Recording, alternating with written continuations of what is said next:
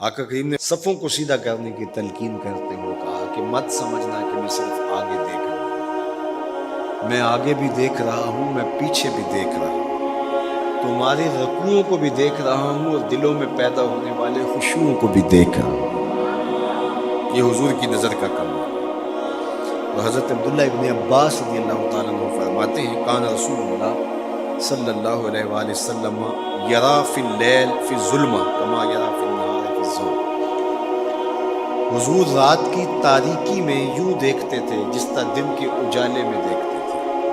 میں نہیں دیکھ سکتا، یہ دیکھو یہ روشنیاں ہیں، یہ لائٹیں لگی ہوئی ہیں اور میں یہاں سے دیکھ رہا ہوں، اگر یہ چراغاں ختم ہو جائیں، یہ روشنیاں بجھ جائیں تو وہ دور چیزیں لکھی ہوئی ہیں وہ تو دکھائی نہیں دے گی، یہ کتاب میری جھولی میں بھی ہوگی میں پھر بھی نہیں دیکھ سکوں گا، اس لیے کہ میری آنکھیں نور ہیں، لیکن یہ اتنی دیر تک نہیں دے سکتی جب تک یہ خارج کی روشنی بھی موجود نہ ہو، لیکن حضور سراپا نور ہیں، حضور ظلمت میں بھی دیکھتے تھے، روشنی میں بھی دیکھتے تھے۔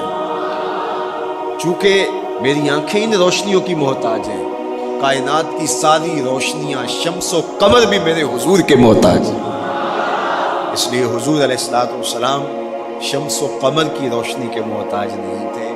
حضور کی مبارک آنکھیں جو ہیں وہ اندھیرے میں بھی دیکھتی تھی اور حضور کی آنکھیں روشنی میں بھی دیکھتی تھی۔ آقا کریم علیہ السلام نے ایک موقع پہ ارشاد فرمایا وَإِنَّ مَوْعَدَكُمُ الْحَوْض وَإِنِّي لَأَنظُرُ إِلَيْهِ مِن مَقَامِي هَٰذَا، بخاری مسلم حدیث میں فرمایا کہ تمہارا جو حوض کوثر پر وعدہ ہے جہاں میں تمہیں جام بھر بھر کے دوں گا، فرمایا میں یہاں کھڑا ہوں اور یہاں کھڑے ہو کر اس کو دیکھ رہا ہوں۔ حضور یہاں کھڑے ہیں اور وہاں دیکھ رہے ہیں۔ ایک دن حضور صلاۃ الاستسقاء پڑھا رہے تھے، جب بارش نہ ہو رہی ہو تو اس کی جو نماز پڑھائی جاتی ہے اللہ کے حضور دعا کرنے کے لیے تو اس کو صلاۃ الاستسقاء کہا جاتا ہے۔ ام المومنین سیدہ عائشہ رضی اللہ تعالیٰ عنہا سے مروی ہے۔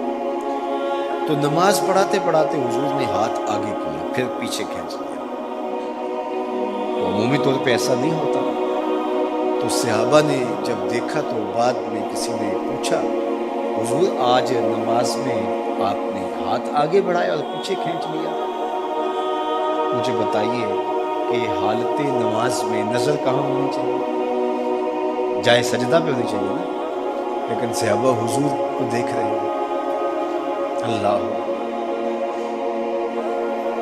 صحابہ سے کسی نے پوچھا کہ تم بتاؤ ظہر اور عصر کی نمازوں میں حضور قرات کرتے تھے؟ کہا ہاں کرتے تھے، بخاری میں۔ تمہیں کیسے پتا ہے کرتے تھے؟ کہا نحن نعلم باضطراب لحیتہ، ہم حضور کی مبارک داڑھی کی جنبش سے اندازہ کرتے تھے کہ قرات ہو رہی ہے۔ معلوم ہوا نماز بھی چلتی رہتی تھی، رخ محبوب کی دید بھی ہوتی رہتی تھی۔ اور اقبال کہتا ہے شوق تیرا اگر نہ ہو میری نماز کا امام، میرا رکوع بھی حجاب میرا سجود بھی حجاب۔ اللہ اکبر۔ تو حضور نے ہاتھ آگے بڑھایا اور پھر کھینچ لیا۔ پوچھا گیا حضور یہ آج نماز میں ایک نئی چیز ہم نے دیکھی، آپ نے ہاتھ آگے بڑھایا پھر کھینچ لیا؟ فرمایا ہاں، جنت میں کھجوروں کا ایک خوشہ لٹک رہا تھا، میں اس کو توڑنے کے لیے ہاتھ ڈالا تھا پھر میں نے چھوڑ دیا، اور اگر میں توڑ لیتا تم قیامت تک کھاتے رہتے ختم نہ ہوتے، لیکن میں نے کہا نہیں چلو پھر قیامت کو ہی صحیح۔ اب حضور کھڑے کہاں ہیں؟ مدینہ المنورہ، اور جنت کہاں ہے؟ سدرۃ المنتہا سے اوپر۔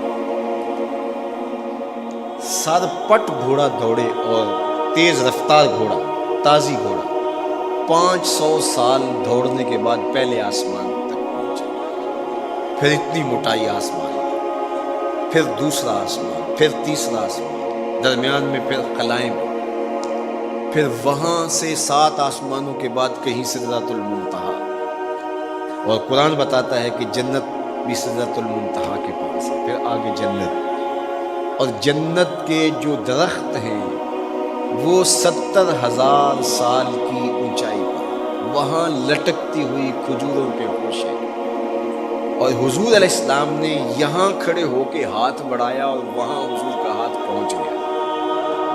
یہ ہاتھ کے پہنچنے کی منتہا نہیں ہے، ضرورت یہاں تک کی تھی لہٰذا یہاں تک پہنچا، اگر ضرورت اس سے آگے کی ہوتی تو آگے بھی پہنچ جاتا. تو حضور کا ہاتھ یہاں سے یہاں تک پہنچا. یہ حدیث پاک میں میں اور آپ ہاتھ اٹھائیں تو ہمارا ہاتھ کہاں تک پہنچتا ہے؟ 5 فٹ قد ہے تو 3 فٹ اوپر ہاتھ پہنچ جائے گا. تو ہمارا ہاتھ 8 فٹ تک پہنچے، زمین سے 8 فٹ تک. چلو کسی کا 9 فٹ تک پہنچے گا، کوئی چھلانگ لگا کے اچھل کے اوپر لے جائے گا تو 10 فٹ تک پہنچ جائے گا. البتہ ہماری نظر بہت تیز ہے. ہماری نظر پہلے آسمان کے ٹمٹماتے ہوئے ستارے دیکھتی ہے، دوسرے آسمان کے ستارے بھی دکھائی دیتے ہیں، تیسرے آسمان کے ستارے چاند سورج میں دکھائی دیتے ہیں. ہمارا ہاتھ 3 فٹ تک یا 10 فٹ تک پہنچتا ہے، نظر تیسرے آسمان تک پہنچتی ہے. اور جس کا ہاتھ جنت تک پہنچتا ہے اس کی نگاہ کہاں تک پہنچتی ہوگی، اس کی نظر کا کمال کیا ہوگا. اس لیے فرمایا انی ارا ما لا ترون و اسمع ما لا تسمعون. جو میں دیکھتا ہوں وہ تم نہیں دیکھتے، جو میں سنتا ہوں وہ تم نہیں سنتے. اپنے حواس کو نبی کے حواس پر قیاس کرنا یا نبی کے حواس کو اپنے حواس پہ قیاس کرنا سوائے جہالت کے اور کچھ نہیں ہے. چے نسبت خاک را بعالم پاک، کہاں